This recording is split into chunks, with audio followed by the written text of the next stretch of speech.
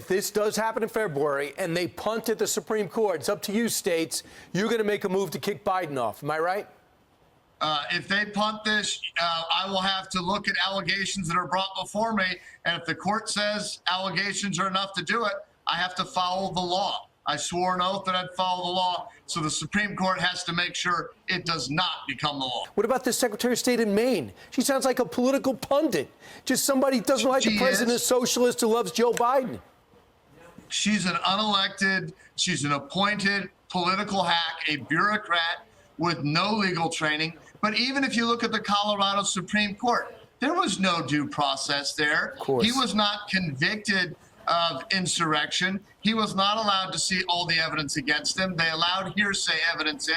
He was not allowed to present all his own witnesses. It was on an accelerated case. No parent would ever want their child to be prosecuted using the, quote, due process that Trump was given in Colorado. Yeah, it better stop. It's just going to be ugly for the country. I'm Rayy Vana, and welcome back to Rebel HQ. Missouri Secretary of State Jay Ashcroft is having a complete and total meltdown.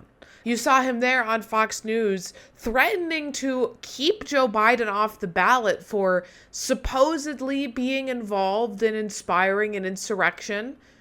But he's completely incapable of offering even a shred of evidence to support this claim. And why is he unable to offer a shred of evidence to support the idea that Joe Biden caused an insurrection? Because he didn't. Because there is no evidence. Because Jay Ashcroft is nothing more than a Trump sycophant who doesn't care about the rule of law, nor does he care about democracy in this country. This is all just a giant game to him. Now, of course, he's able to get away with spewing his MAGA nonsense when he's on Fox News, but when he tried to do the same thing on CNN, he received a lot of pushback that he clearly was not prepared for. I'm sure the Supreme Court will settle whether you can remove someone from the ballot or not, or potentially give guidance on that. I'm wondering, though, what would then be your justification for removing Joe Biden from the ballot in Missouri? Has he engaged, in your mind, in some kind of insurrection?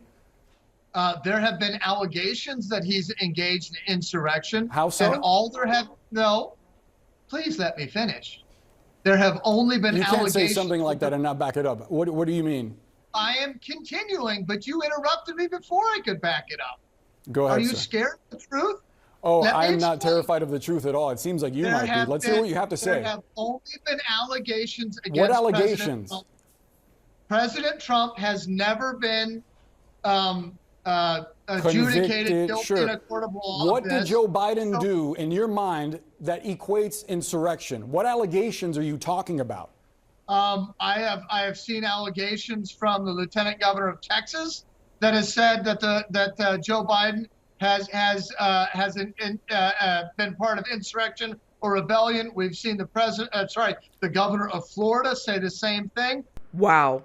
Just a little bit of pushback from that CNN anchor had Jay Ashcroft shaking in his boots, as well as trembling in his words, because he knows he doesn't have a leg to stand on. He can't even imagine an example of Joe Biden engaging in insurrection activity. So he has to just say, well, he's been accused of it by Ron DeSantis and the Lieutenant Governor of Texas, but he can't even provide the basis for those accusations. Now, Donald Trump has been removed from the ballot, officially pending decisions from the Supreme Court in both Colorado and Maine. The Colorado Supreme Court found that Donald Trump did engage in an insurrection and that the 14th Amendment precludes him from being on the ballot because of that insurrectionist behavior. Now, Maine operates a little bit differently, where the Secretary of State is tasked with a quasi-judicial role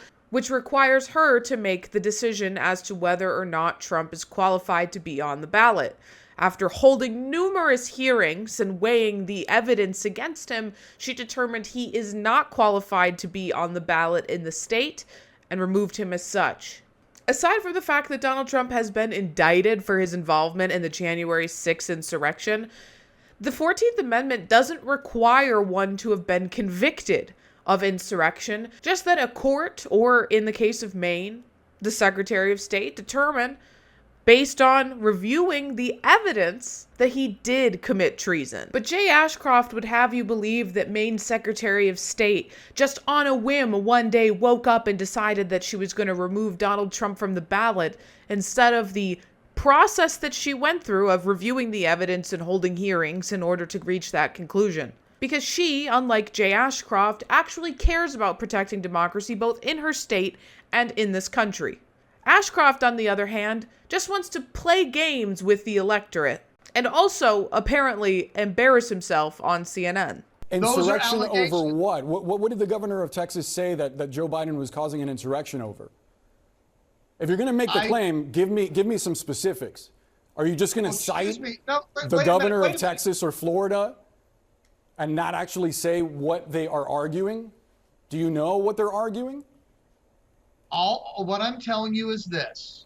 They made allegations, and all it took for former President Trump to be taken off the ballot in Colorado and in Maine were allegations. We should not be a country that removes people from the ballot based on allegations. And boy, do I have some good news for Jay Ashcroft. We aren't. We are not a country that removes people from the ballot based on allegations. We are a country that allows our judicial bodies to evaluate the evidence presented to them that an individual, let's call him Donald Trump, incited an insurrection on the Capitol on January 6th, to have access to all the records and to make the determination as to whether or not that violates Section 3 of the 14th Amendment of our Constitution. In fact, the only people who have threatened to, on a whim, remove a presidential candidate from the ballot are Republican secretaries of state, a Republican governor, and a Republican lieutenant governor. So ask yourself, do you think that the Republican Party gives a damn about democracy in this country? Obviously not.